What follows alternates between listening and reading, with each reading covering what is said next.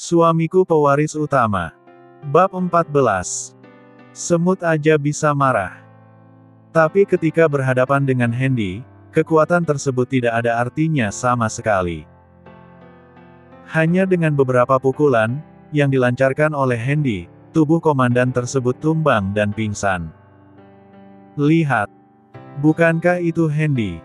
Mau apa dia di sini? Kata seorang gadis muda keheranan, sambil menarik-narik tangan pasangannya, untuk melihat ke arah orang yang dimaksud. Kau benar, itu memang Hendy. Tapi kenapa dia bisa berada di sini, dan kau lihat baik-baik?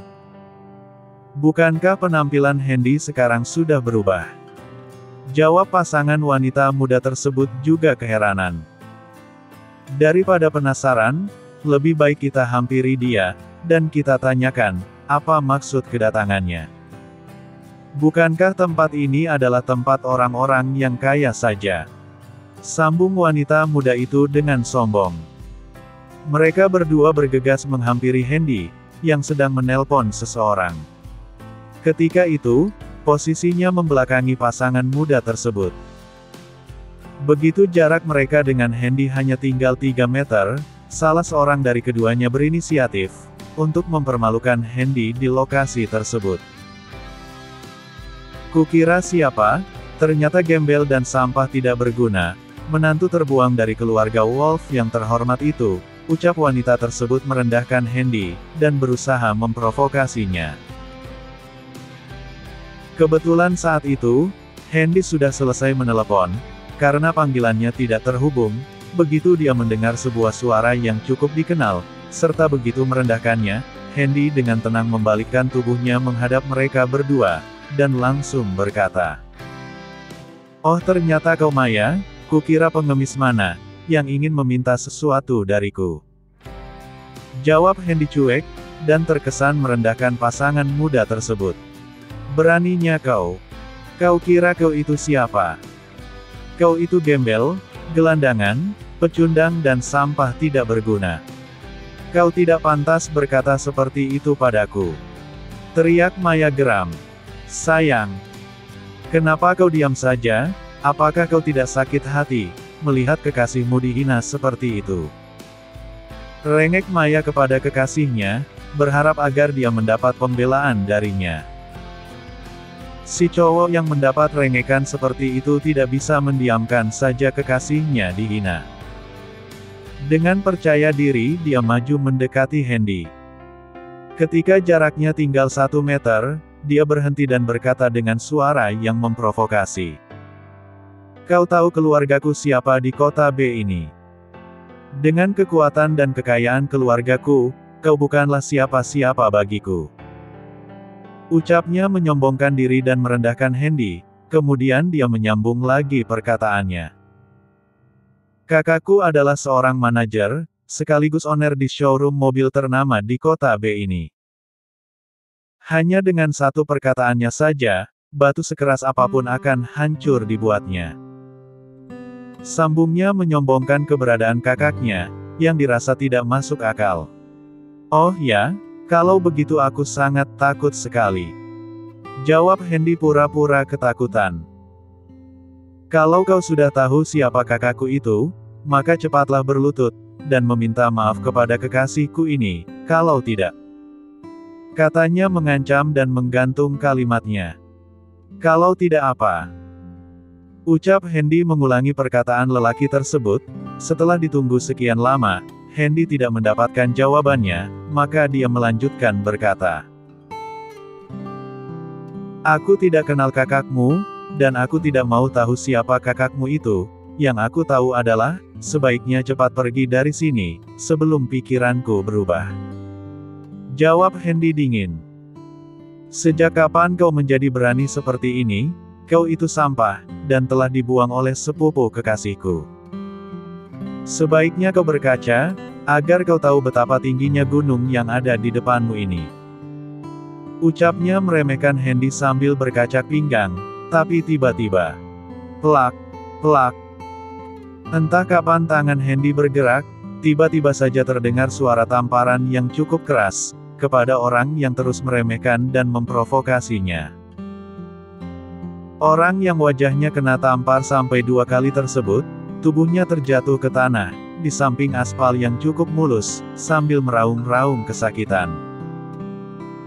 Kedua tangannya memegang pipi kiri dan kanannya, sambil berguling-guling, mirip anak kecil, yang habis dipukuli oleh orang tuanya. Maya yang melihat kejadian itu, menjadi sangat marah sekali, dan berusaha menolong kekasihnya untuk berdiri. Dia tentu saja sangat malu melihat kelakuan kekasihnya yang cengeng tersebut. Padahal Hendy menamparnya tidak begitu kuat, hanya cukup kuat saja, walaupun sampai membuat kekasihnya terjatuh. Tapi kenapa pasangannya sampai meraung-raung dan berguling-guling di tanah seperti anak kecil itu? Antara marah dan malu menjadi satu, lalu dengan geramnya, Maya mendekati Hendy, dan langsung melayangkan tamparan ke wajah Hendy, tapi... Tap! Dengan tangkas Hendy menangkap tangan Maya, yang ingin menamparnya, dan tentu saja, dia tidak akan membiarkan siapapun bersikap kurang ajar seperti itu, apalagi seorang perempuan. Dengan keras Hendy menghentakkan tangan Maya kuat-kuat, hingga membuat tubuhnya terdorong ke belakang, terhuyung-huyung hampir jatuh, untung cepat disambut oleh kekasihnya, Stephen. "Kau!" bentak Maya tak percaya, kalau Hendy berani mendorongnya seperti itu. "Ya, aku, kenapa?" jawab Hendy acuh, seperti menyiratkan dendam yang sangat dalam. Selama ini Hendy memang diam saja, kalau dibuli, dihina, didorong bahkan ditampar oleh keluarga istrinya, tapi sekarang jangan coba-coba lagi. Orang-orang yang berlalu lalang di jalan, berusaha berhenti, dan ingin mengetahui apa yang terjadi terhadap mereka bertiga. Semakin lama mereka semakin ramai, sehingga membuat Hendy sendiri menjadi risih. Kemudian dia berinisiatif untuk pergi meninggalkan pasangan gila tersebut menuju mobilnya, yang terparkir tidak jauh dari mereka bertiga, tapi tiba-tiba. "Berhenti kau! Jangan seenaknya mau pergi, setelah kau melukai kekasihku!" teriak Maya kuat-kuat, hingga membuat langkah Hendy terhenti.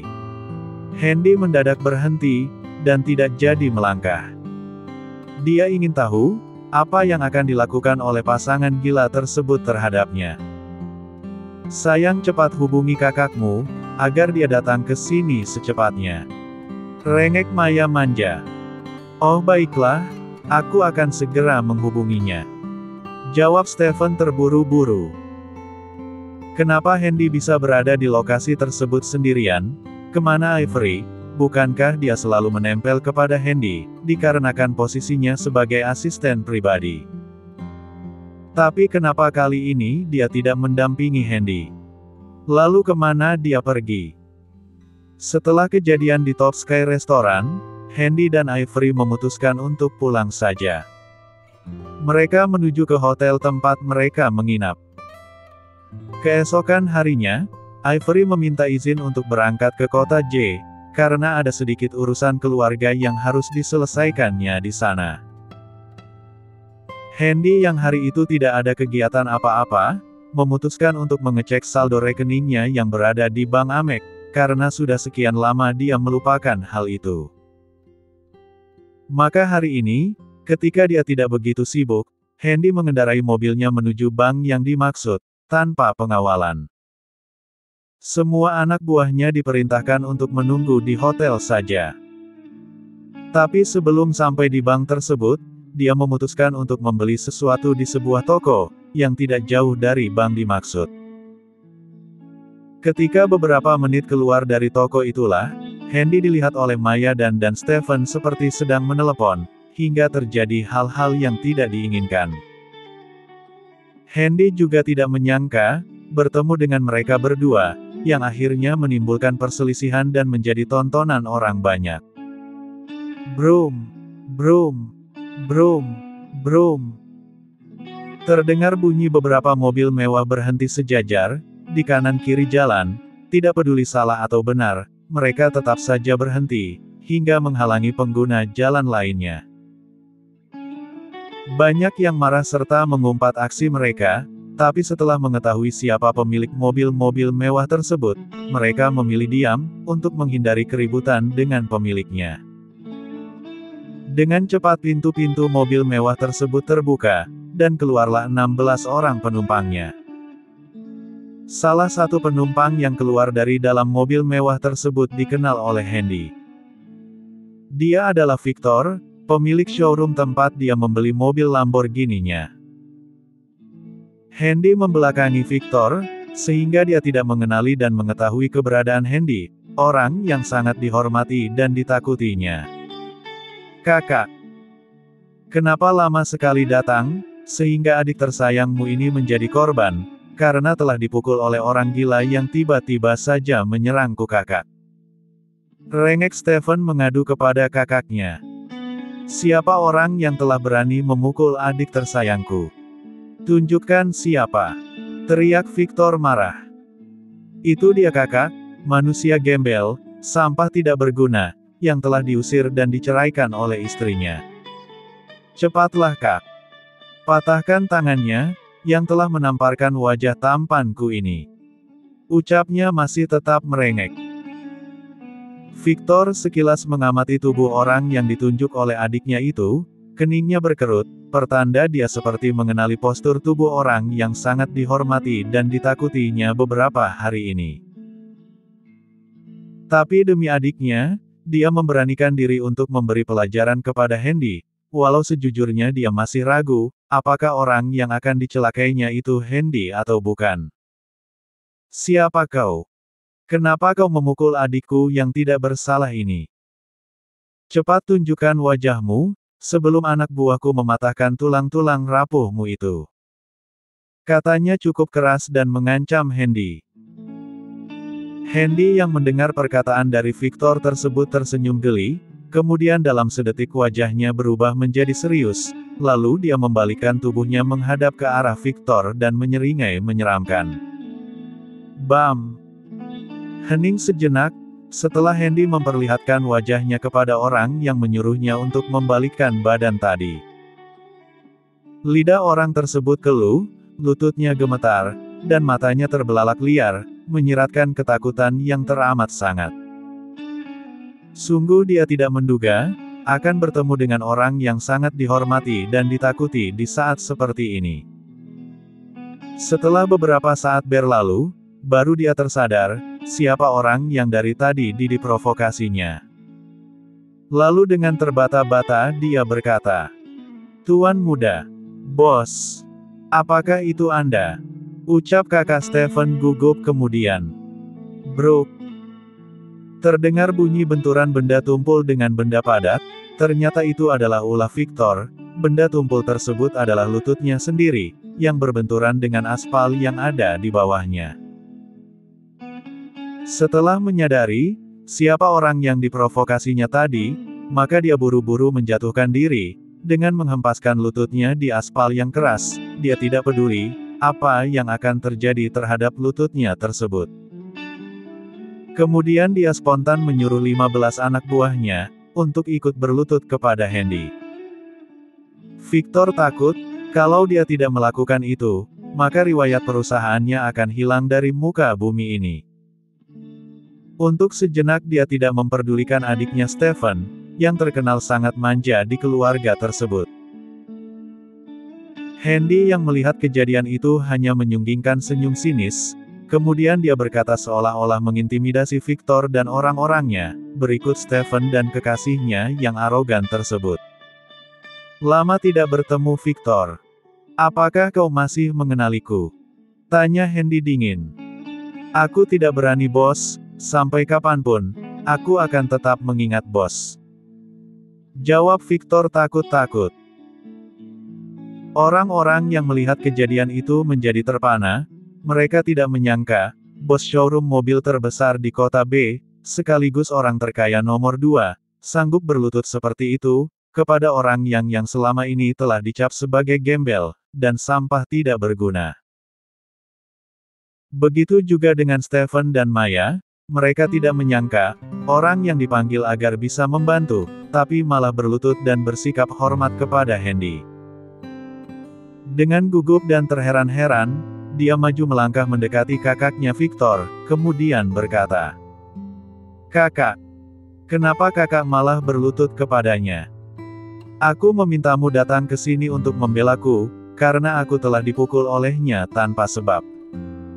Ucap Stephen mengarang cerita. "Dasar sialan, anak tidak berguna.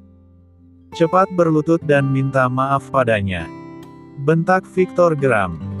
Sang adik bukannya menuruti perintah kakaknya, tapi malah dengan sombongnya berkata, "Atas dasar apa aku harus berlutut kepada gembel seperti dia? Dia yang telah memprovokasiku, dan dia juga yang telah memukulku hingga berdarah seperti ini," jawab Stephen membela diri. Mendapat jawaban seperti itu, Victor bertambah geram, kemudian bangkit dari berlututnya, dan menuju adiknya Stephen, kemudian menamparkan pipinya.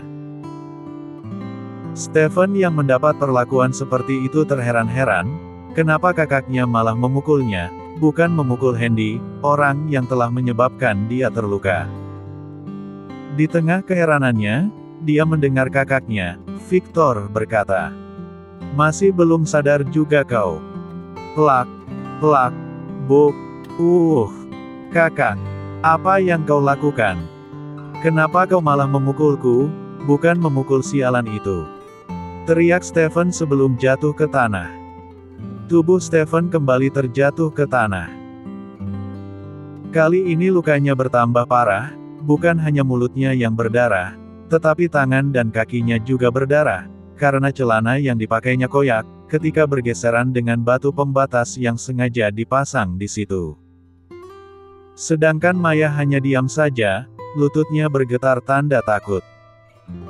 Setelah menghajar Stephen yang kurang ajar tersebut, Victor bergegas menghampiri Handy dan berkata, "Tuan muda, bos. Mohon ampuni diriku, karena tidak bisa mendidik adik sendiri dengan baik.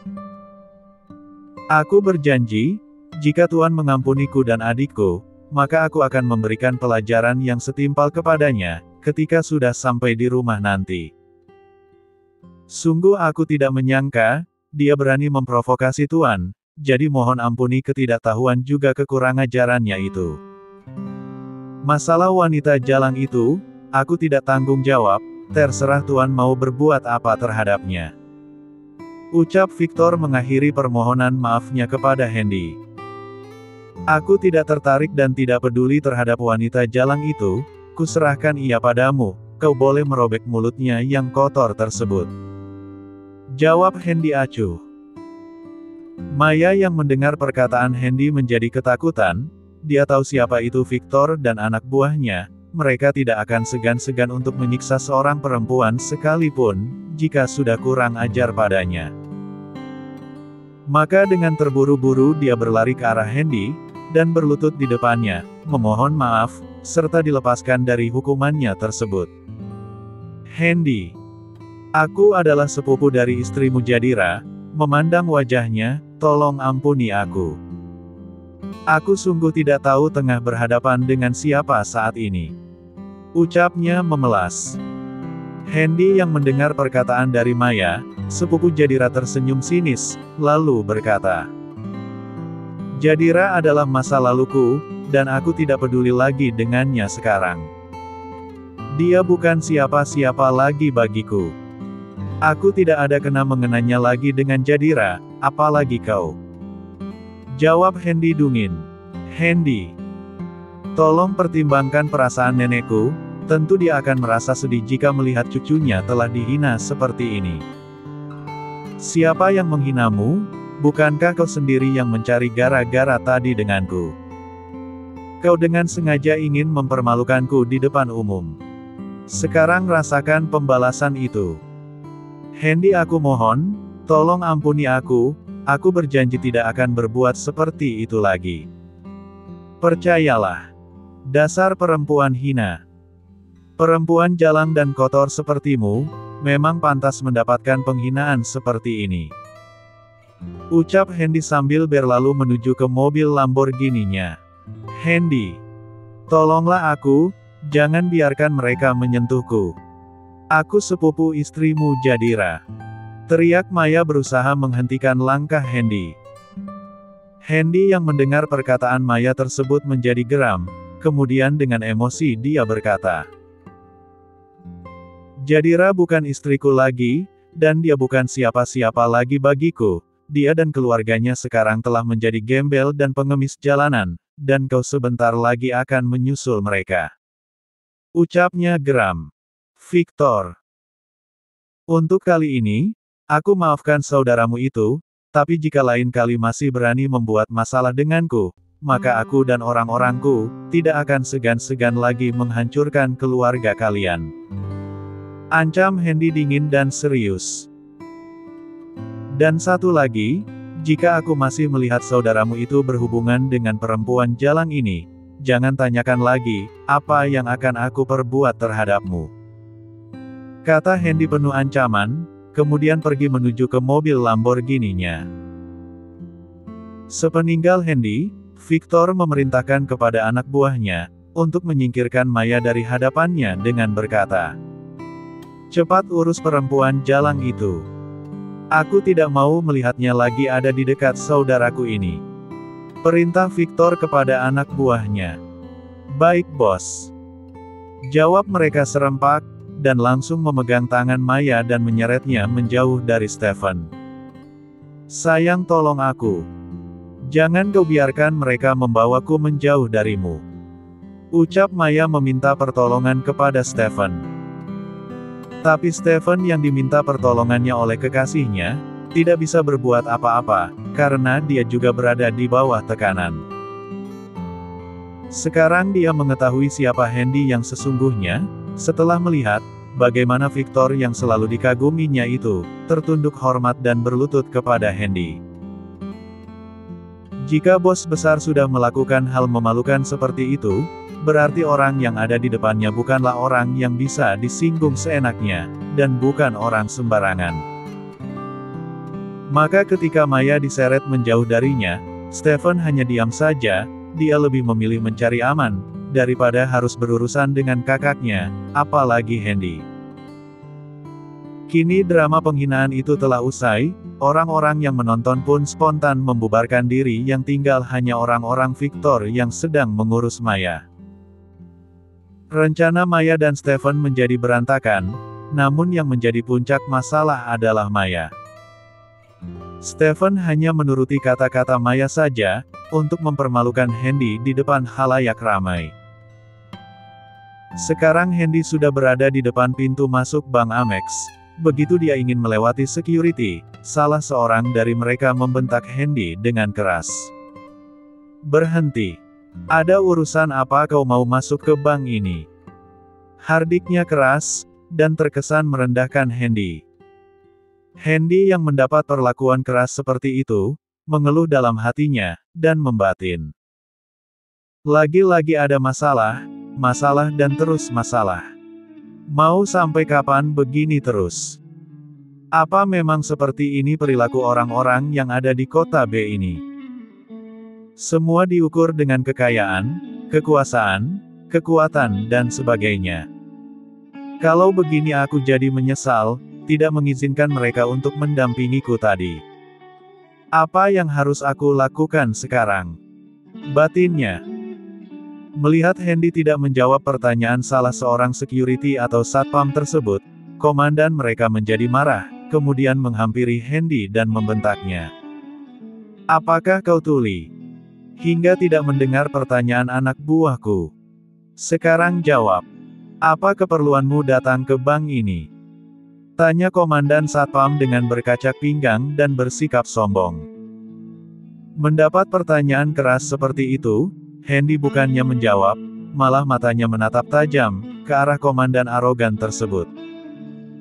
Dasar sialan, sialan, gembel. Kau benar-benar tuli. Bangsat. Ucapnya memprovokasi Hendy, sambil tangannya terulur, ingin menamparkan atau mendorong Hendy, agar menjauh dari pintu masuk bank tersebut.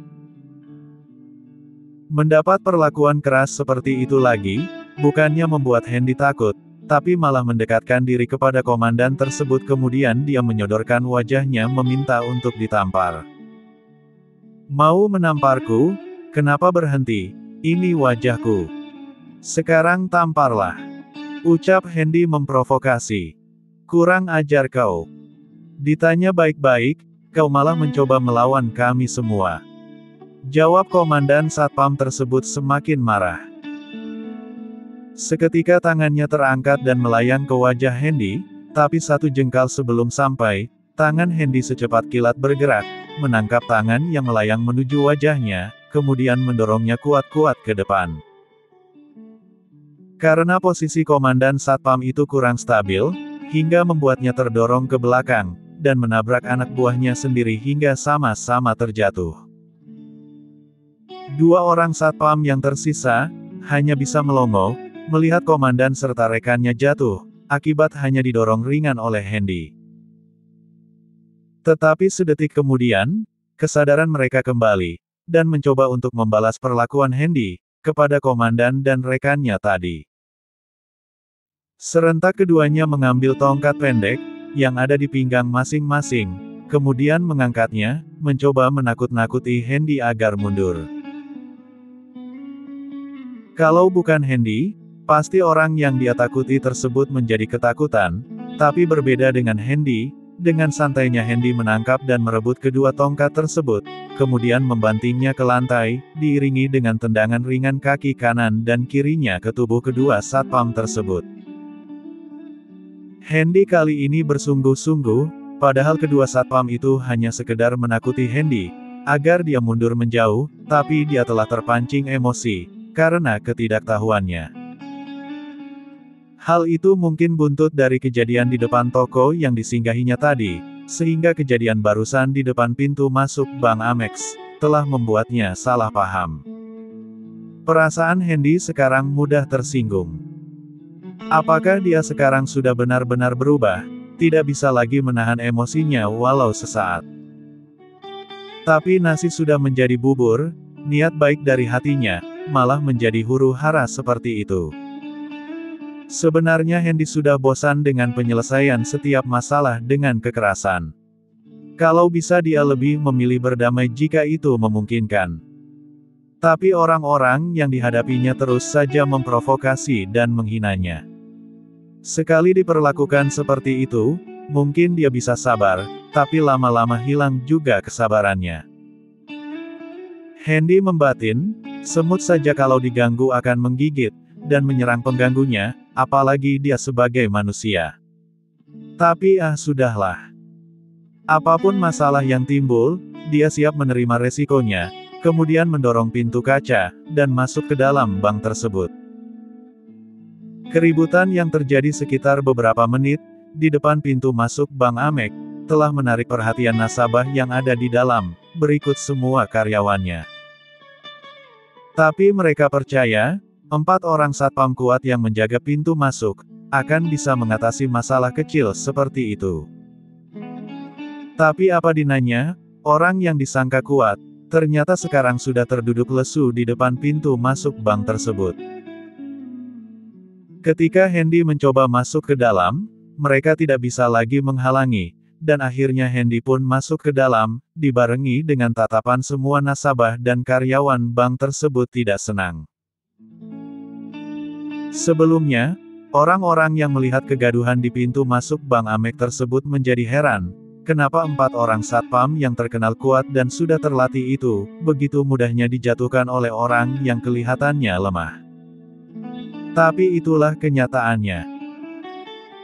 Kalau diurut-urut, kejadian itu bukan sepenuhnya kesalahan dari Hendy. Hendy hanya ingin mengecek saldo tabungannya di bank tersebut saja, dan rencananya akan sesuai prosedur, datang, masuk, ambil nomor antri dan menunggu panggilan. Tetapi kenyataannya tidak sesuai dengan harapan, 4 orang satpam yang menjaga pintu masuk bank itu, tidak mengizinkan Hendy masuk, dan memprovokasi serta menghina Hendy habis-habisan. Hal itulah yang telah membuat keributan kecil itu terjadi. Mereka hanya melihat penampilan orang saja, tetapi tidak melihat isinya, padahal pada saat itu, Hendy berpakaian cukup rapi, walaupun tidak mengenakan jas, karena pada dasarnya, Hendy tidak begitu suka untuk berpakaian formal seperti kebanyakan orang-orang kaya dan lain sebagainya.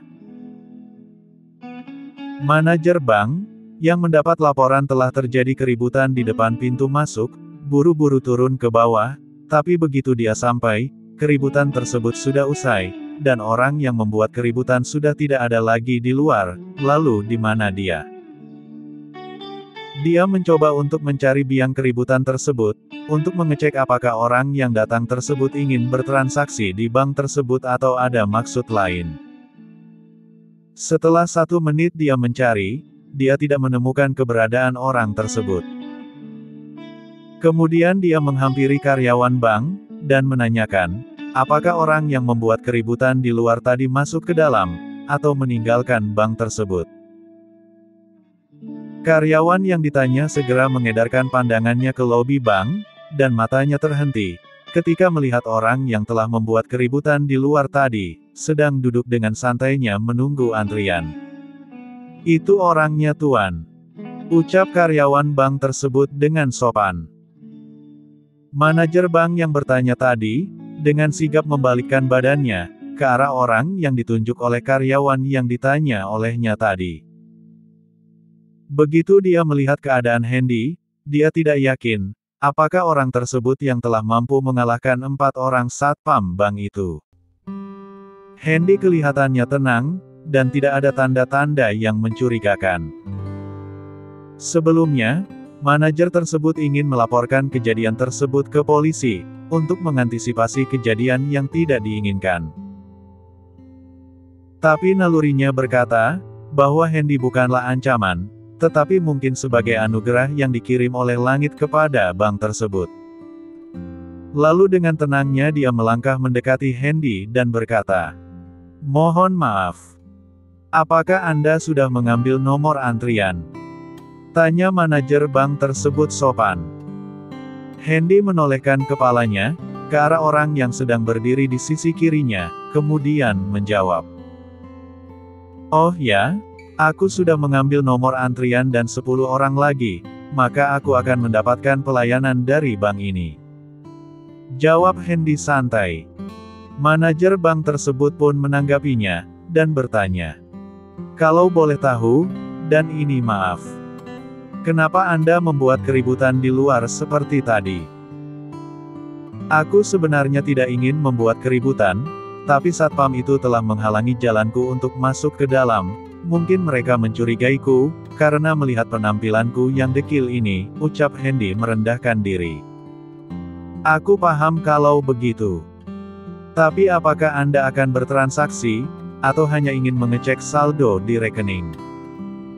Tanya manajer bank tersebut masih tetap sopan. "Ya benar. Kalau boleh tahu, dengan siapa saat ini aku berbicara?" Tanya Hendy juga sopan. "Aku Devan Leonardo, biasa dipanggil Devan atau Leo saja, salah seorang manajer di bank ini." Jawabnya merendah, kemudian melanjutkan perkataannya. "Dengan siapa saat ini aku berhadapan?" Tanya Devan kepada Hendy. "Aku Hendy, datang hanya sekedar ingin mengecek, apakah kartuku ini masih berfungsi atau tidak, sekaligus ingin mengetahui jumlah saldo yang ada di rekeningnya kalaupun ada," ucap Hendy tenang. Manajer bank, begitu melihat kartu yang dikeluarkan oleh Hendy adalah kartu hitam, seketika lututnya bergetar, dan keningnya berkerut, tanda dia memahami, siapa orang yang tengah diwawancaranya itu. Belasan tahun dia sudah bekerja di bank tersebut, sedikit banyaknya dia mengetahui tentang adanya kartu hitam, yang dikeluarkan oleh bank tempat dia bekerja. Kemudian dengan gugup dan sopan dia bertanya, "Apakah ini kartu Anda tuan?" Tanya manajer tersebut ragu-ragu. Hendy menyadari keraguan dari manajer bank tersebut, kemudian dia menjawab, "Ya benar. Kebetulan sekretarisku yang telah memberikannya beberapa saat yang lalu." "Ada apa ya?" tanya Hendy keheranan. "Kalau begitu mari ikut saya tuan. Untuk nasabah terhormat seperti tuan, Tempatnya bukanlah di sini, tapi langsung di ruangan Direktur Richard. Saya akan mengantarkan Tuan ke sana. Ucapnya sopan. Aku rasa tidak perlu, biarkan aku menunggu antrian saja, jawab Handy tenang. Tidak bisa Tuan. Di lobi ini, Tuan tidak akan bisa bertransaksi. Satu-satunya agar kartu dan rekening Tuan bisa diaktifkan, adalah di ruang direktur, karena hanya dialah yang berhak untuk mengaktifkannya. Baiklah kalau begitu. Mari tunjukkan jalannya. Bersambung.